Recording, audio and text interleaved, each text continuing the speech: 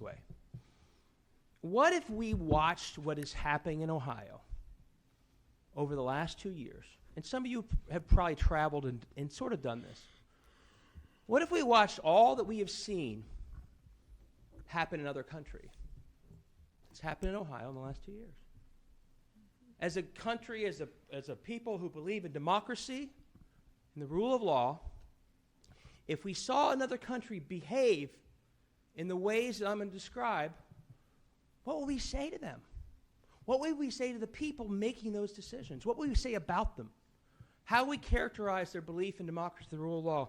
What if in another country, let's say Eastern Europe, a former Soviet republic, another continent somewhere, what if that country consistently was rigging almost all the districts of its legislature so the outcome of almost all of them was completely predetermined?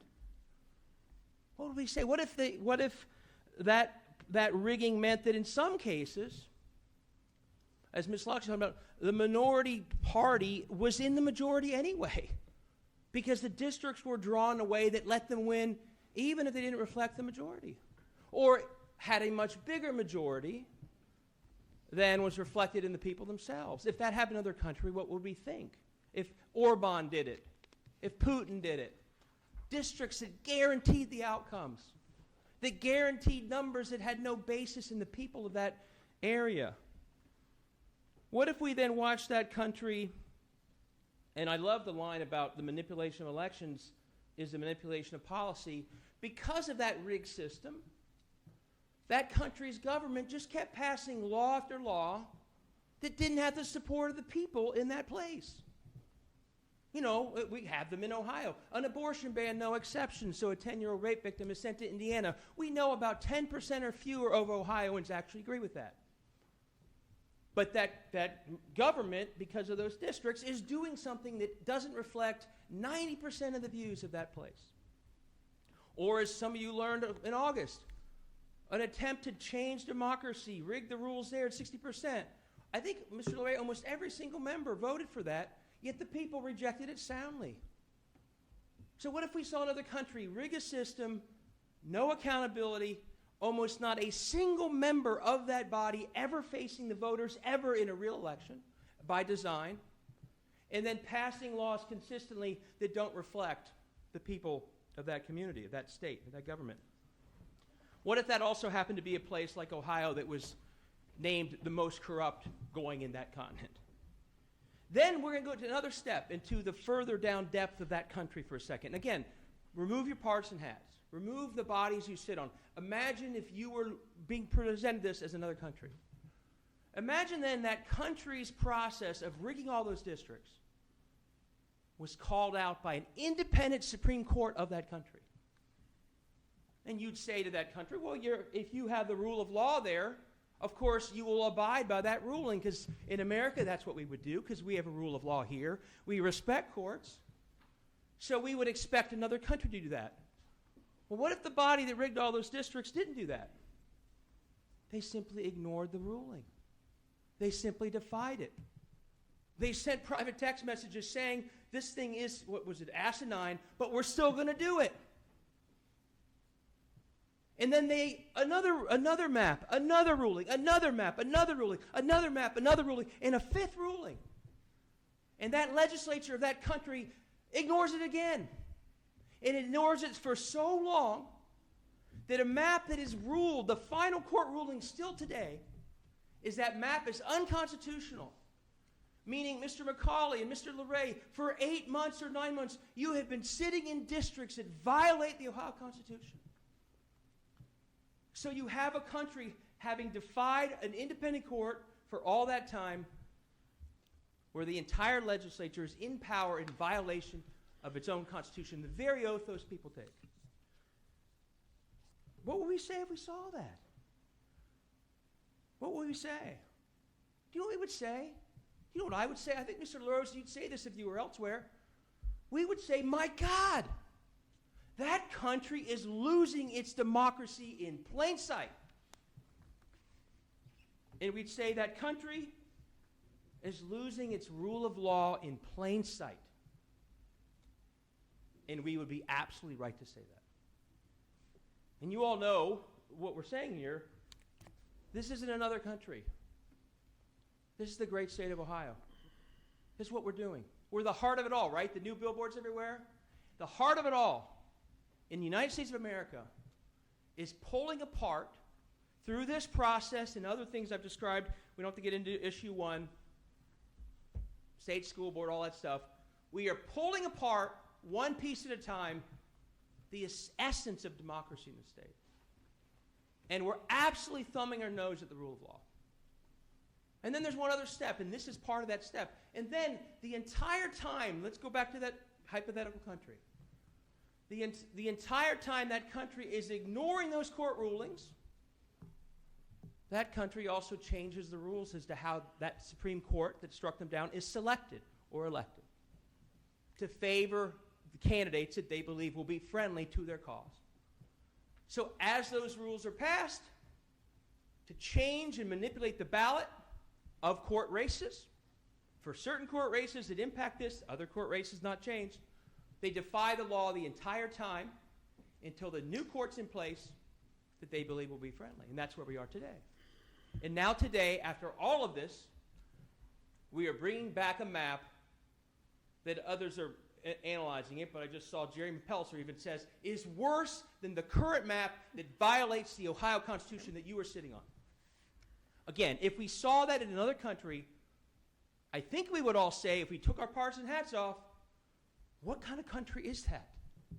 What kind of rule of law is that? It's not a rule of law because they defied Supreme Court orders, changed the rules of electing courts, and now come back with a worse map, assuming the new court, under the new rules, is going to be more friendly. We would say that's not a rule of law at all. We'd say that's Viktor Orban-style democracy. And that's Ohio right now. That's the big picture. That's where we are. And Mr. Faber, I appreciate your comments and the tone in which you asked them. I agree completely with Catherine Terser, and this is going to sound, this is sort of an underdog sales pitch. I'll acknowledge that. But you really do still have a choice right now. And the tone of your questions, I hope, and I appreciate that you voted no on a few maps last time. You seem pretty open-minded about it. My gosh, I can't imagine Governor DeWine would want his legacy to be what I've described. I know he's under COVID, but I hope he's watching this. But my goodness, that's 4 people right there at least, maybe more, who can decide today no more of being a laughingstock, of being what would be a country we would think was literally killing its democracy. Why would we ever want to be part of that here in Ohio? So the question, I think, of all of us, and you in particular, is, as Catherine Terser has suggested, it's not about the maps. You can get the maps right. You put a bunch of smart people in a room like you almost did, and then they call the clock on it. You'll get the maps right. You'll do the balance. It's about the mindset. You actually want to do it. And I would say, I know, looking at you all, and you deal with things that I'm not part of course there are a lot of short-term consequences that you're thinking about. Some are running in elections. Some guy wants to be speaker, apparently. He's not here today. All these short-term considerations, clearly are driving most of this. Clearly. But that's not what should drive this. What should drive this is the Constitution as it is right now, which asks you to actually take this seriously. And I agree it's not working well, but I think the Constitution allows it to work well if the folks on this committee decide to make it work well. But the bigger picture beyond the Constitution, and the fact that it also reflects the will of the people 3 times now, both on gerrymandering, and that issue 1 was a bipartisan, multi-partisan, loud call out from the people of Ohio, we want democracy. So you can stand with the people as well. But I want you to think about your own legacies.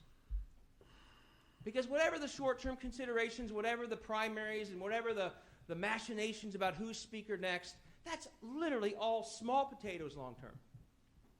You have a chance to set a legacy here.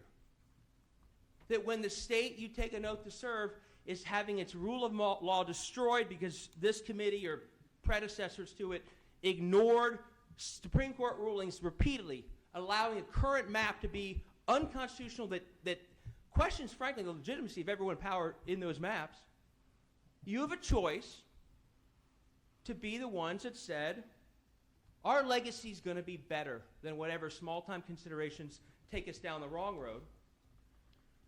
Our legacy is going to be one where we lifted the state of democracy in Ohio, and we saved the rule of law in Ohio. And I hope you'll all think about that. And there are a couple other things that come with that, by the way, to talk about the rural piece. And I'm from Cincinnati. My wife's from a very small town, Adams County, so I sort of see both sides. Folks, the other thing that comes when you actually draw fair districts that reflect the people of Ohio are better outcomes. Better outcomes. First of all, you won't have the people running around having special elections, having to vote against the people who don't represent them in the state. Obviously, that happened in August. It's going to happen again in November, where we spend half our time trying to undo the results of an unrepresentative body.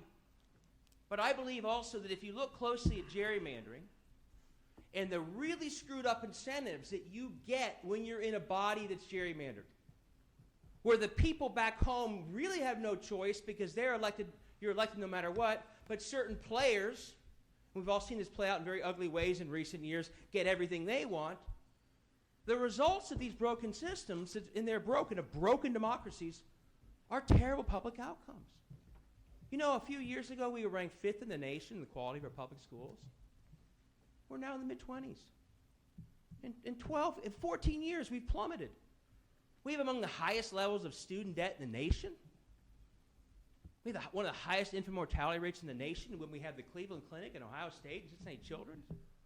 These come when you have a rigged system where public outcomes are no longer the incentive of these places because results are guaranteed. Any system, I think you'd all agree with this, any system where there's no accountability left breaks down.